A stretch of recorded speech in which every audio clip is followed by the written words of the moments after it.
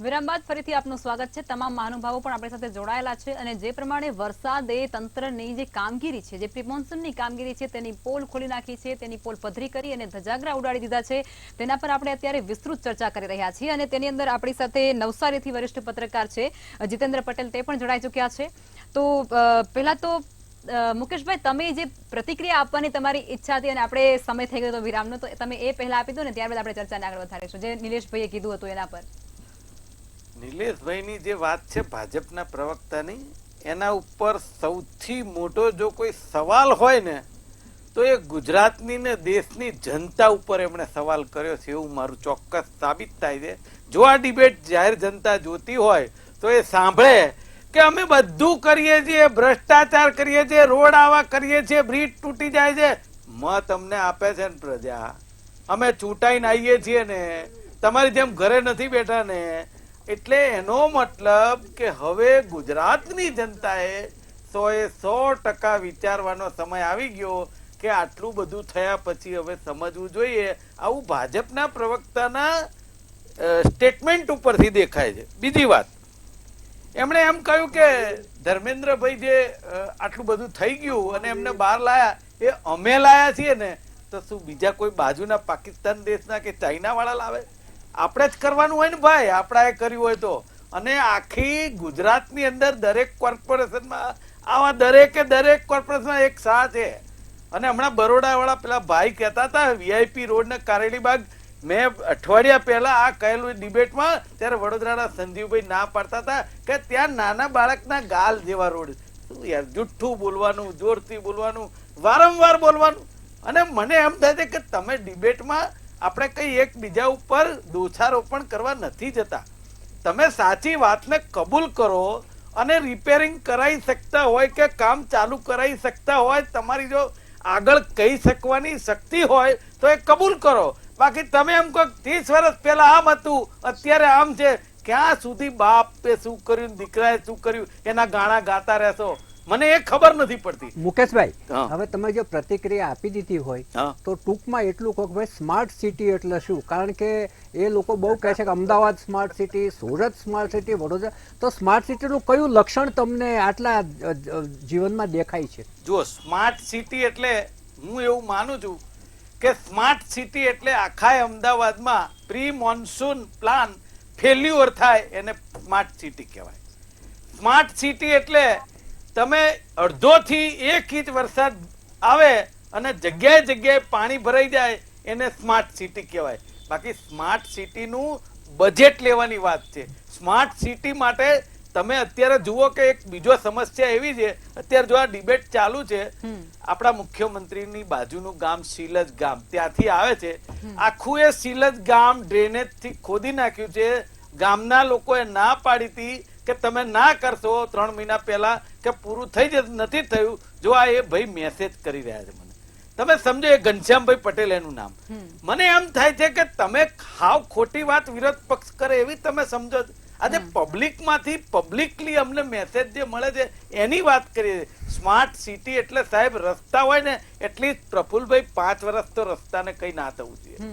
At least તમે bridge બનાવ્યો હોય ને તો આ જે દ્વારકાનો 900 કરોડનો બ્રિજ સાહેબ તરત ગાબડા ના પડવા જોઈએ। અને 100% એ ભાઈ ટોલ ટેક્સ ની વાત કરતા હતા ને, આ આજ તકમાં પ્રફુલભાઈ આ તમારે બી સાંભળવા જેવું છે કે એને 5 મિનિટનો ઇન્ટરવ્યુ આપ્યો કે ટોલ ટેક્સ છે ને 5 વર્ષ લેવાઈ જાય ને એટલે તમામ ખર્ચો નીકળી જાય છે, અને એના પછી જે ટોલ ટેક્સ લેવાય છે એ માત્ર ને માત્ર સત્તા જેની હોય એના મળતિયાઓને કોન્ટ્રાક્ટ આપી અને માત્ર મલાઈ ખવાય છે અને ભ્રષ્ટાચાર થાય છે। જી બિલકુલ। જીતેન્દ્રભાઈ, આપ મને સુરતની તસવીર અત્યારે શું છે અને વિકાસની ત્યાં કેવી એક નવી પહેલ છે, મારે તમારી પાસેથી એ સમજવું છે, કારણ કે તમે ત્યાંના રહેવાસી છો અને ત્યાંની જે પરિસ્થિતિ છે ને એને તમે બહુ આમ નજરે જોયેલી છે। હું આખા ગુજરાતની જ વાત કરું, સુરત તક નહીં, વિકાસ આખા ગુજરાતમાં જ દેખાય છે।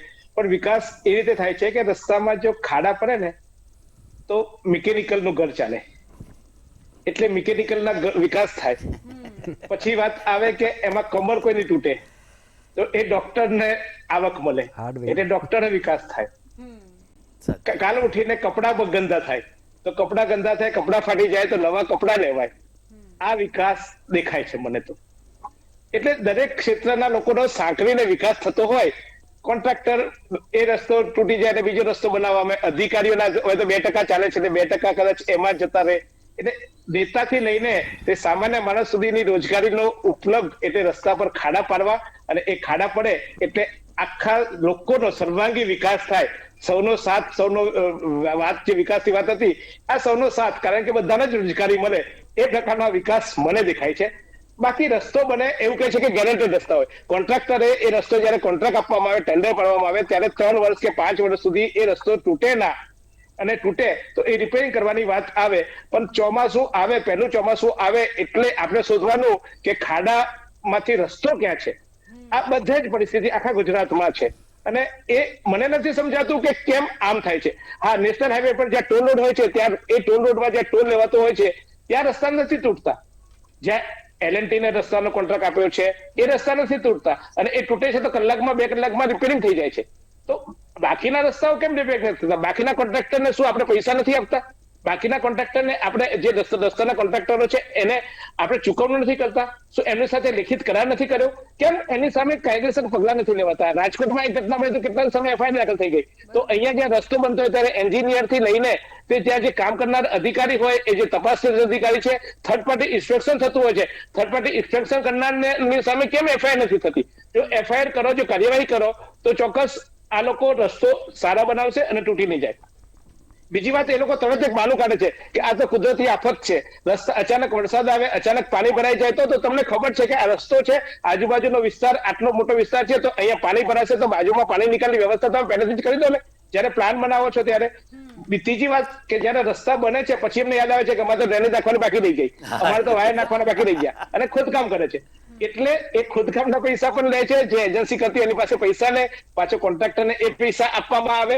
એટલે આ મને એવું લાગે છે કે એક આપણે પ્રજા કેમ પેલી ચલક ચલાની રમતા હોય એમ આપણે વેરા ભર્યા કરવાના, આપણે કમર તોડાવ્યા કરવાની, આપણે કપડા ફાટી જાય તો નવા કપડા લેવાના, કપડા ગંદા થાય કારણ કે ખાડામાં છાંટા ઉડે, કપડા ગંદા થાય તો ડિટર્જન્ટ વાળાને પૈસા આપવાના, અને છેવટે આપણી કમર તૂટે તો ડોક્ટરને પૈસા આપવાના, મેડિકલ વાળાને પૈસા આપવાના, કારણ કે દવા ખાવી પડે. એટલે આ પ્રકારનો મને તો વિકાસ દેખાય છે, વિકાસની વાત આવે છે. જી જીતેન્દ્રભાઈ, હવે નિલેશભાઈ તમે મને એ કહો કે વારંવાર આપણે જ્યારે પણ આપણે કોઈ વિકાસના કાર્યોનું આપણે શિલાન્યાસ કરતા હોઈએ કે પછી ખાતમુહૂર્ત કરતા હોઈએ ત્યારે આપણે કરોડો રૂપિયા એમાં ગણાવતા હોઈએ કે આટલા કરોડનું અમે આ બનાવીશું, આટલા કરોડનું અમે આ બનાવીશું, અને લોકોને આનાથી આટલી રાહત મળશે, આટલા ફાયદા થશે, આપણે ગણાવતા હોઈએ છીએ.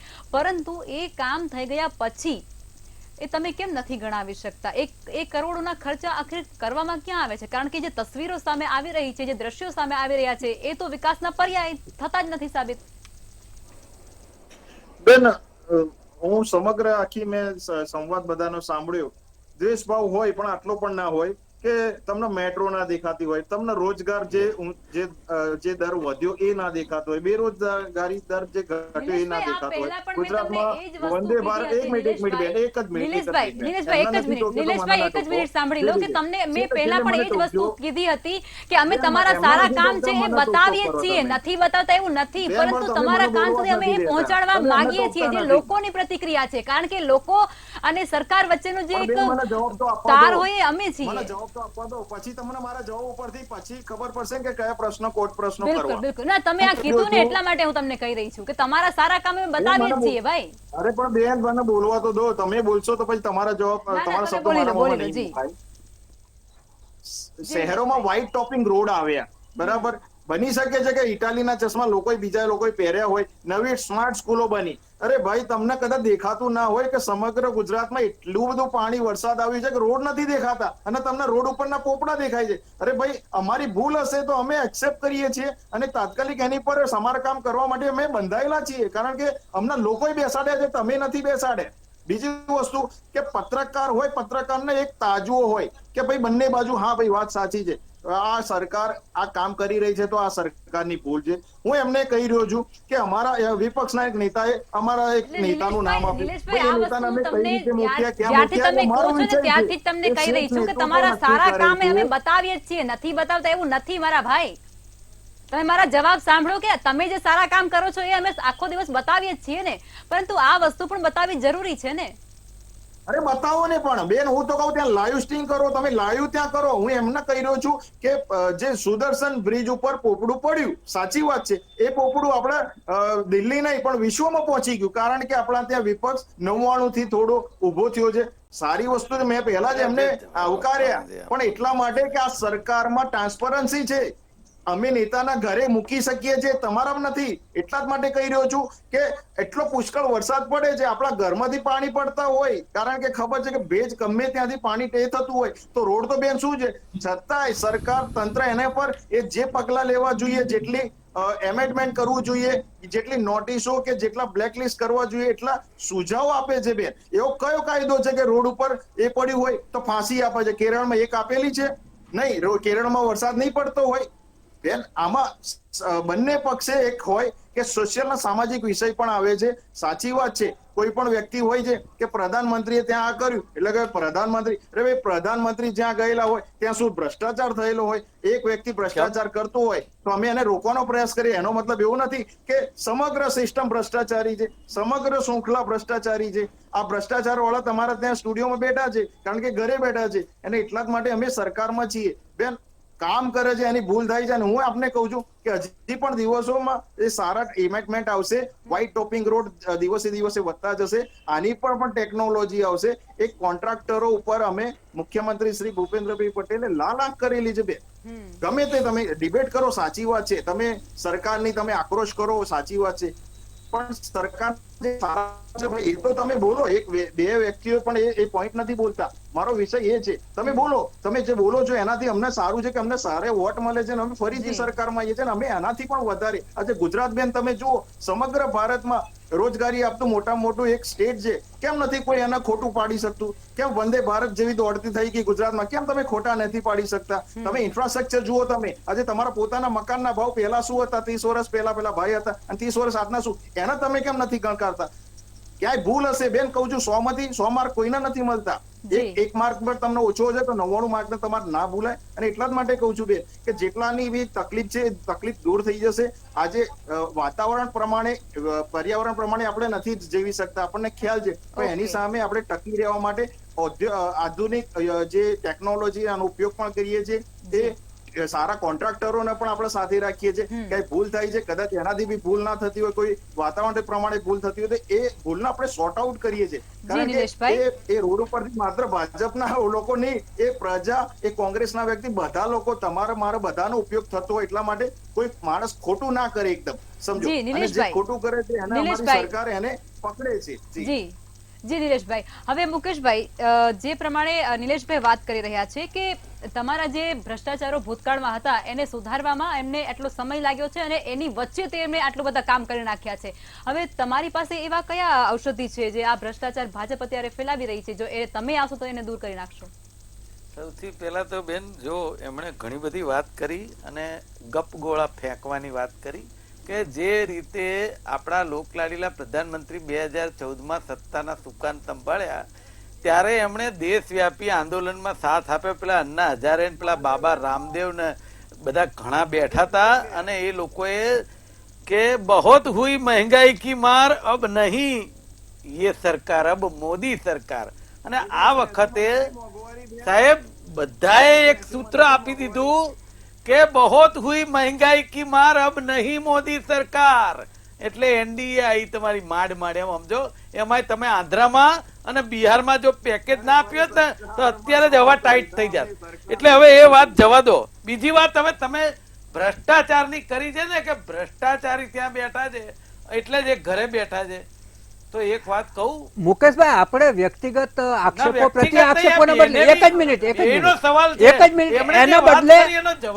એના બદલે જે સિસ્ટમ ફેલ્યોર છે એની વાત કરીએ. પણ સિસ્ટમનો, કારણ કે મૂળ વિષય આડા પાટે જતો રહે છે. ફૂલભાઈ, કે એ ભાઈને આપણે જે કહીએ છીએ તે સ્વીકારીને જવાબ તો આપતા. હા, એક વાક્યમાં જવાબ આપો. એટલે મારું કેવું એવું છે, એક વાક્યમાં કેવી રીતે જવાબ અપાશે? એક મિનિટ. એટલે મારું એવું કેવું છે કે જે રીતે ભ્રષ્ટાચાર રોજે રોજ પ્રફુલ્લભાઈ તમારા મીડિયામાં રોજે રોજ છાપામાં આજે આવે છે, 30 વર્ષથી એ લોકો બેઠા છે, કેન્દ્રમાં 10 વર્ષથી છે, તો એ ભ્રષ્ટાચાર કોના છે? સરકારના જ છે. તો તમે કઈ રીતે આવું કહી શકો છો? અને કઈ રીતે તમે ઘરે બેઠા છો તો તમે 1,47,00,000 મતોથી ગુજરાતમાં સત્તા ઉપર છો, તો 6.5 કરોડની બાકીની જવાબદારી વિરોધ પક્ષની છે, ભલે તમારી નથી એવું સમજી લઈએ. જે રીતે દ્વારકા, ભાવનગર અને જે રીતે રાજકોટ ને દેખાય છે અત્યારે જામનગર, પોરબંદરમાં, એ અમે જોઈ શકીએ છીએ કઈ રીતની પરિસ્થિતિ છે. મુકેશભાઈ, મારો સવાલ તમને કંઈક એવો હતો કે તમે એવું શું નવું લાવશો? હા, એ હવે છેલ્લા વાક્યમાં કહી દઉં.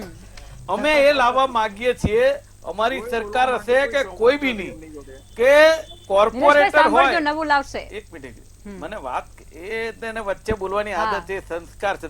મારું એવું કેવું છે કે જે કોર્પોરેટર હોય, તાલુકા સદસ્ય હોય, ધારાસભ્ય હોય, સંસદ સભ્ય હોય કે છેલ્લે અધિકારી હોય, એ જે તે વિસ્તારના હોય એને તાત્કાલિક અસરથી સસ્પેન્ડ થાય. જો બ્રિજ હોય કે રોડ રસ્તા હોય કે આ પ્રી મોન્સૂન પ્લાન હોય, એની અંદર જો આ સસ્પેન્ડ કરવામાં આવે ને તો સાહેબ આ તરત જ અસરકારકતા આવશે અને ભ્રષ્ટાચાર બંધ થશે. પણ જ્યાં સુધી માત્ર એક માણસ ઉપર દોષ દઈ અને પોતે મલાઈ ઘરે લઈ ગયા હોય એવી વાત આવશે, ત્યાં સુધી આ ક્યારેય કશું થવાનું નથી.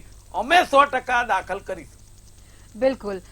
જીતેન્દ્રભાઈ, તમે શું પ્રતિક્રિયા આપશો બંને પક્ષને સાંભળ્યા બાદ?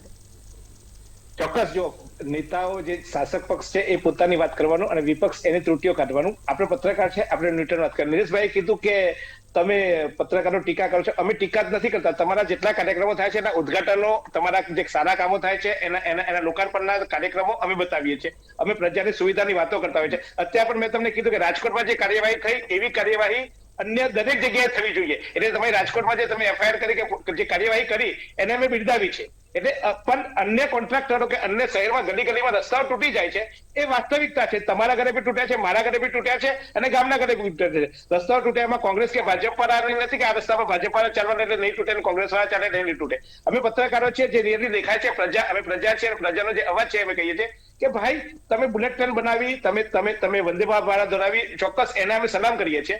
પણ અમારા ગાડી ચાલે એટલા રસ્તા તો સારા બનાવી આપો. એ તો અમારી માંગ હોઈ શકે કે નહીં? અને એ માંગ અમે કરીએ છીએ કે ભાઈ અમને તકલીફ ના પડે એટલું તો કરો. ચોક્કસ તમારી વંદે ભારત ટ્રેનમાં કે તમારા જે બીજા અન્ય વિકાસના કામો છે એનો લાભ અમે લઈશું. પણ પ્રાથમિક જરૂરિયાત જે અમારી છે, અમને રસ્તા જોઈએ, અમે ગાડીના ટેક્સ ભરીએ છીએ, એના પર તમે ટોલ ટેક્સ લાવ છો કે જે ખરેખર તમે એકવાર રોડ ટેક્સ ભરી દીધો કારનો કે કોઈ પણ વાહનનો, એના પર તમે એક્સ્ટ્રા લાવો કે તમને એક્સ્ટ્રા સુવિધા માટે અમે ટોલ ટેક્સ આપો. અમે ટોલ ટેક્સ ચૂપચાપ આપી દઈએ છીએ. હવે તો ફાસ્ટ ટ્રેક એટલે એનરાસ ટેક્સ અમે આપી દઈએ છીએ. અને તેમ છતાં જો અમને સુવિધા ના મળે તો અમારે નહીં બોલવાનું? શું અમારે તમે જે સારા કામો કરો એને જ બોલવાનું, સારા કામોને જ અમારે બતાવવાના? તમારી ભૂલો થતી હોય અથવા તો પ્રજાને તકલીફ થતી હોય એ અમારે નહીં બતાવવાની, અમારે નહીં બોલવાની. અમે અમારી જે તકલીફની વાત કરીએ છીએ એને તમે નેતા છો, તમે સત્તા પર છો તો અમારી વાત સાંભળો અને અમારી વાતનું નિરાકરણ લાવો ને. તમે શું કહો કે બીજું નથી જોતા? તમે અમારું ધ્યાન શું કરો ડાયવર્ટ કરશો કે વંદે ભારત ટ્રેન જુઓ, આ લોકોને અનાજ આપી જુઓ? ભાઈ એ તમે આપ્યું, અમે સ્વીકારી, અમે જ બતાવ્યું છે. અમે જ વંદે ભારતમાં બધા પત્રકારો, બધી ચેનલ, તમારે જે ઉદઘાટનો થયા, માન લે કે દ્વારકાનું પૂર્ણ ઉદઘાટન થયું તો બધી ચેનલોએ, બધા મીડિયાએ એને પુષ્કળ કવરેજ આપ્યું છે, બિરદાવ્યું છે. પણ પછી એ બિરદાવ્યા પછી એમાં ખામી રહી જાય, એ કામ પત્રકારનું છે અને પત્રકારે ખામી પર ધ્યાન દોરે તો ચોક્કસ તમારે સ્વીકારવી જોઈએ અને એ ખામી સુધારવી જોઈએ. બિલકુલ. નિલેશભાઈ, ટૂંકમાં અહીંયા કહેવાનો મતલબ આખી ડિબેટનો એ જ છે કે અમે એટલે કે જનતા તમને ટેક્સ આપે છે, બરોબર, અને એ ટેક્સ આપ્યા પછી વળતરની માંગ કરે છે અને એ વળતર તમે ક્યાંક પૂરું નથી પાડી શકતા એવું એમનું કહેવું છે. ટૂંકમાં જવાબ આપી દો. જી બેન, મેં આખી સંવાદમાં ક્યાંય એવું નથી કીધું. મેં એવું કહ્યું કે ભાઈ 50 થી 60% કામ સારા કરેલા હોય તો 20% કામ ખોટા કરે, તમે બંને પક્ષે બોલો. અને મેં એવું નથી કીધું પત્રકાર કે કોઈ પણ મીડિયા જગત હોય એને કોઈ પણ પાર્ટી સંતોષ નથી આપી શકતી. 100% મેં એટલે જ કહ્યું કે તાજવા જેવું હોય, ક્યાંક ખોટું હોય તો એ ખોટું બોલવાના અને સાચું હોય તો સાચું બોલવાના. નિલેશભાઈ, હજુ બી તમે મીડિયા લાવો છો. અમે મીડિયા નહીં, અમે પ્રજા છીએ. હા જી, સરકારના કામો જે સાચી વાત છે કે એ પહોંચાડવાનું માધ્યમ પણ એ પત્રકાર છે, મીડિયા છે કે આપણા ત્યાં એક ચોથો સ્તંભ છે, સાચી વાત છે. પણ એનું રાજકારણ જે આ વિપક્ષના નેતા હોય એ ના કરે, કારણ કે એ એમને શું શરૂઆત કરી, તમારા નેતાને ઘેર તગેડી મૂકે. એટલે આ વસ્તુ ના હોવી જોઈએ, પર્સનલાઇઝ ના હોવી જોઈએ. તમે આવો ને, તમે રાજનીતિમાં આવો, તમે લોકો સાથે જોડાઓ, તમે વોટ મારફતે જીતો ને. ખોટું કરવાના એ તો ખોટું કરવાના જ છે. અમે તો કામ અમારા નેતાઓ પણ નથી છોડતા. ભ્રષ્ટાચારની વાત કરી, આજે બેન ભ્રષ્ટાચાર ઉપર અમે ડંકે કી ચોટ ઉપર કહીએ છીએ બેન, છે તો એનો ઓછું કરવાનું કામ અમે કરી રહ્યા છે. આજે પ્રધાનમંત્રી હોય કે મુખ્યમંત્રી હોય, 1 રૂપિયાનો કોઈ આક્ષેપ ના કરી શકે 140 કરોડની જનતાને, જ્યારે પરિવાર ઉપર આખો જામીન પર બહાર ફરે છે. બેન એટલા માટે કહું છું કે અમારી નીતિ રીતિ બધી રીતે અમારી ઈચ્છા શક્તિ હોય છે કે પ્રજાના પૈસાનો જે 1 રૂપિયો છે એને સામે રિવર્ટમાં અમે સારી સુવિધા આપીએ. અને બેન તો ભવિષ્યમાં પણ અમે સારી આપીશું. અને ટેકનોલોજીના માધ્યમથી અમે એ જનતાને કેન્દ્રમાં રાખીને જેટલા સારા કામ થશે એનાથી પણ વધારે સારા કામ કરવાની અમારી ઈચ્છા શક્તિ છે અને પ્રેરણા છે. જી ચોક્કસથી. અને નિલેશભાઈ તમે છે ને આ ઇટાલીના ચશ્માય બોલો, રાહુલ ગાંધીને ગમે તે બોલો, એટલા અમે ઇમ્પ્રુવમેન્ટ થતા થઈ. મુકેશભાઈ આ રીતે નહીં, તમે તમારી 1 મિનિટની અંદર તમારી પ્રતિક્રિયા આપી દો. નિલેશભાઈ સાંભળી લઈએ. બેન એક વાત છે કે એ ભાઈ જ્યારે એના નિવેદનમાં એને જેમ ફાવે એમ બોલે કે ઇટાલીના ચશ્મા, તમે ક્યાંના ચશ્મા પહેર્યા? ભાઈ તમે વચ્ચે ના બોલો. હવે તમે જે મને એમને 1 મિનિટ આપી છે મને બોલવા દો, મહેરબાની કરી. મારું એક જ વસ્તુ, શું બોલ્યો ના, આ મને ખોટી રીતે કોટ અરે તમે બોલ્યા છો, તમારી ડિબેટ તમે સાંભળી લેજો. તમે ઇટાલીના ચશ્માની વાત કરી છે, તમે સાંભળી લેજો. તમે કયો શબ્દ લખમાજી બોલ્યા?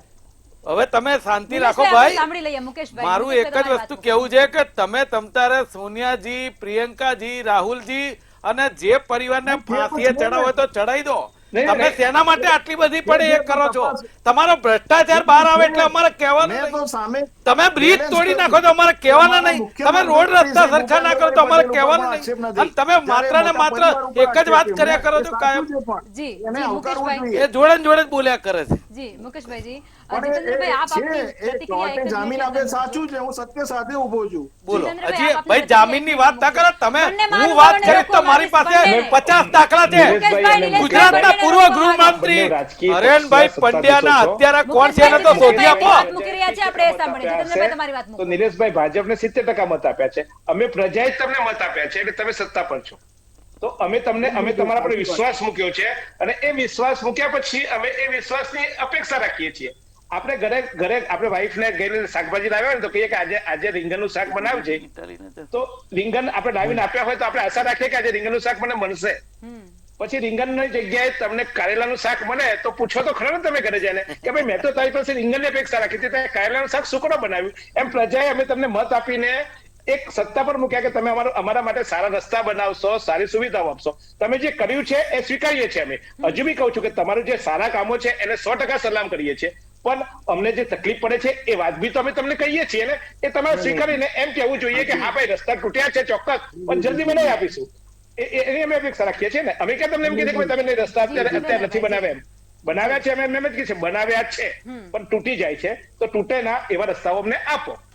ભ્રષ્ટાચારી રસ્તા ના બનાવો. અમે રીંગણનું શાક બનાવીશું અને અમે આપને કહી રહ્યા છીએ વિશ્વાસપૂર્વક કે અમારી સરકાર સારું કામ છે, જે અત્યારે કામ કરી છે એનાથી પણ વધારે અમે જનતાને કેન્દ્રમાં રાખીને સારા કામ કરી આપીશું. જી નિલેશભાઈ, જી ચોક્કસથી. પ્રફુલભાઈ તમે શું કહેવા માંગો છો સમાપનની અંદર? ત્રણે વક્તાઓને આજે આપણું ડિબેટનું ટાઇટલ હતું ખાડે ગયેલું એન્જિનિયરિંગ. એન્જિનિયરિંગ ખાતા છે એ તમામ કોર્પોરેશનમાં ખાડે ગયેલા છે. રસ્તા જુઓ, બ્રિજ જુઓ, ગટર જુઓ, પાણીની લાઈનો જુઓ. તમારી સૌથી પ્રાથમિક જરૂરિયાત એ છે કે તમે પીવાનું ચોખ્ખું પાણી આપો. એ પ્રદૂષિત પાણી આવે છે અમદાવાદ જેવા મહાનગરમાં, અને તમે સ્કાડા નાખ્યું છે કે કોઈ પણ જગ્યાએ પ્રદૂષિત પાણી જશે તમને ખબર પડી જશે. બીજી તમે વાત કરો છો ઇટલીના ચશ્માની. અલા ભાઈ, તમે કોર્પોરેશનોમાં પૂછો કે જે અત્યારે સ્વીપર પેલા રોડ ઉપર જે વાળવાના મશીનો આવે છે ને એ ઇટલીના આવે છે, અને એ ઇટલીના મશીનો કોર્પોરેશન ખરીદે છે. શું કામ? કારણ કે આપણા રોડ અને ફોરેનના રોડ વચ્ચે તફાવત છે. એનું જે બ્રશ ફરે છે ને ગોળ ગોળ, એ 3 ઇંચ ઊંચું રહેશે. એ મશીન જતું રહ્યા પછી કચરો ત્યાંનો ત્યાં પડ્યો હોય છે. અને જે મેક ઇન ઇન્ડિયાનો જે કન્સેપ્ટ આપ્યો છે વડાપ્રધાનશ્રીએ, અને એ અંગે જે પરિપત્ર બહાર પાડ્યો છે એનો ભાજપના સત્તાવાળાઓ જ ભંગ કરે છે અને સ્ટેન્ડિંગમાં આ કામ પાસ કરે છે. નિલેશભાઈ, તમે તમામ કોર્પોરેશનમાં જોજો, જામનગરમાં આવા મશીનો છે, ભાવનગરમાં છે, અમદાવાદમાં છે. અમદાવાદમાં 11 મશીનો છે. તમે કહેતો હું તમને એના નંબરો સાથે આપીશ. હવે બીજી એટલે ઇટલીથી ઇટલીના મશીનો છે. ઇટલીના ચશ્મા હમણાં તમે યાદ કર્યા એટલે કહું. બીજી વાત એ કરીએ કે જે ટાઉન પ્લાનિંગ જે થવું જોઈએ એ નથી થતું. દરેક વિસ્તારની એક ટોપોગ્રાફી હોય છે અને ટોપોગ્રાફી પ્રમાણે એનું પાણી ક્યાં એકઠું થાય છે અને એ પાણી એકઠું થાય તો એના નિકાલની વ્યવસ્થા કરવી જોઈએ. એ નથી થતી. આજે દાખલા તરીકે હેલ્મેટ સર્કલ પાસે છેલ્લા 15 વર્ષથી પાણી ભરાય છે, બધાને ખબર છે, પણ એની ટોપોગ્રાફી પ્રમાણે એની વ્યવસ્થા નથી કરી શકતા. જો એ વ્યવસ્થા કરવા જાય તો એ પાણીને એ વસ્ત્રાપુર લેકમાં વાળી શકે છે, પરંતુ એ નથી કરતા. માનસી સર્કલ ઉપર પાણી ભરાય છે અને માનસી સર્કલમાંથી એક લાઈન નાખવા ગયા, જ્યારે વસ્ત્રાપુર નજીક લાઈન પહોંચી ત્યારે ખબર પડી કે આનું લેવલ નથી મળતું, એટલે અધૂરી છોડી દીધી. બીજી કોઈ પણ લાઈન હારે જોડી દીધી, કારણ કે ડેપ્યુટી કમિશનરે પૈસા આપવાની ના કહી હતી, હું બિલના પૈસા નહીં આપું, એટલે પછી ગમે તે લાઈન સાથે એને જોડી દીધી. આ કેવા પ્રકારનું એન્જિનિયરિંગ છે આપણે ત્યાં? તમે ભૂતકાળ યાદ કરો કે અમદાવાદ જેમ બરોડાની અંદર સયાજીરાવ ગાયકવાડે વ્યવસ્થા કરી હતી, પાણી નહોતું ભરાતું ભૂતકાળમાં, એવી જ પરિસ્થિતિ અમદાવાદના કોટ વિસ્તારની હતી. એ વખતે મ્યુનિ બરો, એ વખતે કોર્પોરેશન નહોતું કહેવાતું, એના અધ્યક્ષ હતા આપણા સરદાર વલ્લભભાઈ પટેલ સાહેબ. અને સરદાર વલ્લભભાઈએ ઉપર ઊભા રહીને ગટર લાઈન કોટ વિસ્તારની નાખાય છે. કોટ વિસ્તારમાં એક ટીપું પાણી નથી ભરાતું. પરંતુ જે નવો વિકાસ થયો, જે તમે ભદ્ર ફોલ્ટનો વિકાસ કર્યો, એટલે 5 કૂવા સુધી 3 દરવાજામાં પાણી ભરાતું થઈ ગયું. એટલે તમારા વિકાસની જે ડિઝાઇન છે એ એટલી ફોલ્ટી ડિઝાઇન હોય છે. તમે આ હમણાં વ્હાઇટ ટોપિંગ રોડના વખાણ કરો છો. વ્હાઇટ ટોપિંગ રોડમાં બધા મેઇન હોલ દાટી દીધા હતા. તમારા જ કોર્પોરેટરો કાગળો લખ્યા ત્યારે થોડા ખોલ્યા હતા અને દરેક જગ્યાએ એને કારણે પાણી ભરાય છે. અને વ્હાઇટ ટોપિંગ રોડ જે સોસાયટીઓ અને દુકાનો છે એના કરતાં ઊંચા થયા છે. એટલે તમારું જે એન્જિનિયરિંગ છે એ એન્જિનિયરિંગ ખૂબ જ સુધારવાની જરૂર છે અને તો જ લોકોને સુપેરે સારી સેવાઓ મળશે. જી, સમયનો ખૂબ અભાવ છે. મુકેશભાઈ, નિલેશભાઈ, જીતેન્દ્રભાઈ અને પ્રફુલભાઈ ચર્ચામાં જોડાયા તે બદલ તમામનો આભાર. વારંવાર આ મુદ્દાઓ ઉપર સચોટ ચર્ચા કરવામાં આવે છે, છતાં પણ જાણે તંત્રને પોતાના ઉપર ઉઠતા સવાલો ધ્યાને ન આવતા હોય તેવું દ્રશ્ય સ્પષ્ટ થાય છે. પરંતુ તેમના સુધી સાધારણ લોકોનો અવાજ પહોંચાડવો એટલા માટે જરૂરી છે કેમ કે વિકાસના નામે વાહવાઈ મેળવતા અને જે નેતાઓ થાકતા નથી, એમને એ પણ સાંભળવું પડે કે જે ધ્યાને લેવું પડે, જે જનતા અત્યારે પોકારી રહી છે, જેમના અધિકારીઓના પાપે કે પછી એમના પાપે લોકો કેટલા પરેશાન અને ત્રાહિત થઈ રહ્યા છે. ચર્ચામાં અત્યારે બસ આટલું જ. કાલે ફરી મળીશું. નમસ્કાર.